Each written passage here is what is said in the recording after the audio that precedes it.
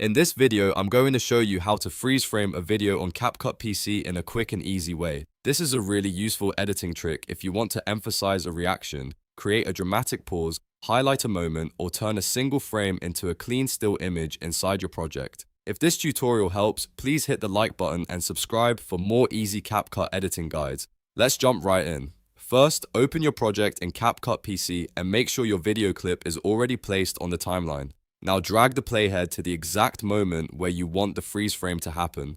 For the most accurate result, use the left and right arrow keys on your keyboard to move frame by frame until you land on the perfect moment. This step is important because even a tiny movement can change the final still frame.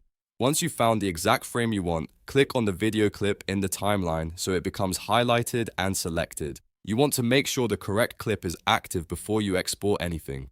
Next, look above the preview player window and click the hamburger icon. This opens the additional options for your preview and export tools. From the menu, choose Export Still Frames. This is the feature that lets you save the exact frame as an image instead of continuing the video. After you click that option, a settings window will appear. Here, enter a name for your still frame so you can easily identify it later. Then choose your save location, pick the resolution you want, and select the image format that works best for your project. If you want the still frame to be added directly into your CapCut project, make sure you enable the Import to Project option. That way, once the image is exported, it will automatically appear inside your media panel and be ready to use on the timeline. This saves time and makes it much easier to turn the freeze frame into an overlay, a title card, or a dramatic pause in your edit. Once all your settings look correct, click Export. CapCut will save the frame and import it into your project if you selected that option. From there, you can drag the still image onto the timeline, trim it to the length you want, and use it as a freeze frame effect anywhere in your video. And that's how you freeze frame a video on CapCut PC. It's simple,